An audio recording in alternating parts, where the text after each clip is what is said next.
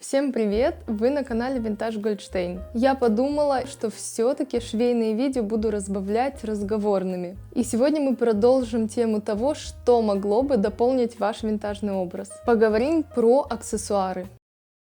Лично для меня обувь и аксессуары очень важны в образе. Вот посмотрите, я собрала пару винтажных образов, и без аксессуаров они вообще пустые. А вот эти же образы, но с правильно подобранными аксессуарами. Совсем другое дело. Образ получается дополненный и, я бы сказала, законченный, который будет понятен каждому человеку, даже тому, кто не сильно разбирается в стилистике. Но мы-то с вами те еще стилисты, так что давайте начнем разбираться с темой аксессуаров. Здесь намного сложнее, чем с обувью, потому что все-таки мода в 20 веке развивалась очень стремительно, а тренды на аксессуары и подавно. Поэтому я решила поступить по-другому. Я не буду разделять аксессуары по декадам 20 века. Я затрону примерно 40-е, 80-е года. Это будет более универсально и практично. Аксессуары, которые мы сможем носить в наше время, и мы не будем ловить косые взгляды. Ну что, давайте начнем.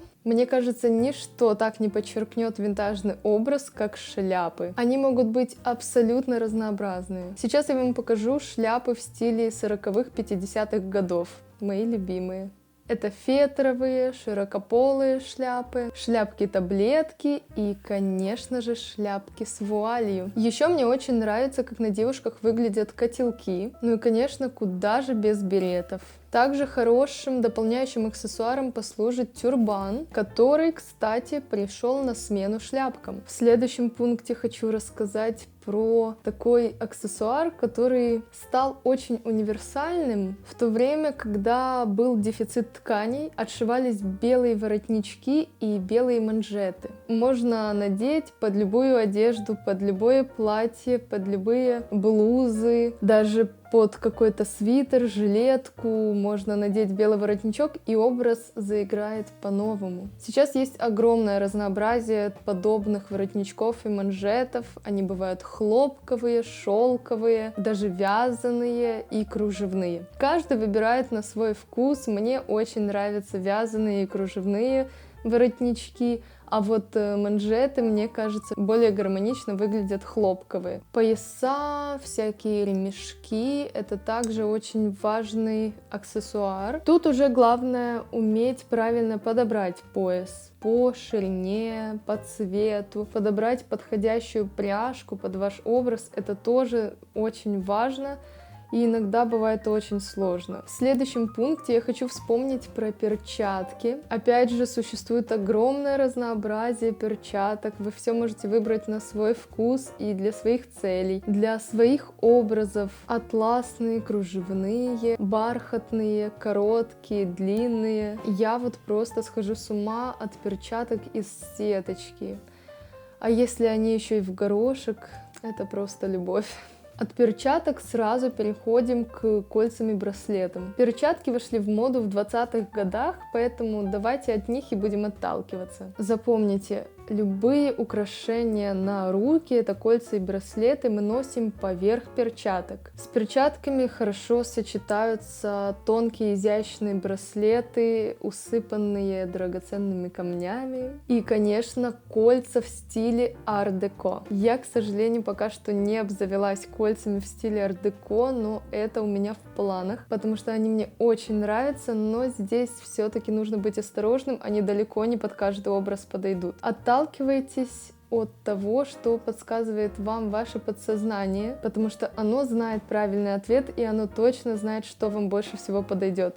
Главное его услышать. Единственное, что хочу отметить, это то, что я бы не советовала смотреть в сторону золота. Вот количество колец не ограничено, но лучше, чтобы они были из серебра. Насчет украшений на шею. Это могут быть разные кулоны или ожерелья, но особенно подчеркнут женственные образы бусы из жемчуга. Следующий пункт — пуговицы. Возможно, это звучит странно, и я не знаю, можно ли вообще пуговицы считать как аксессуар, аксессуар. Лично для меня пуговицы очень важны в одежде, и, как мне кажется, они очень хорошо дополняют винтажный образ. Большие деревянные пуговицы, либо металлические с какими-то винтажными узорами или гравировкой. Мне кажется, что это все выглядит очень красиво. Вот, посмотрите, какие я недавно откопала у себя пуговицы.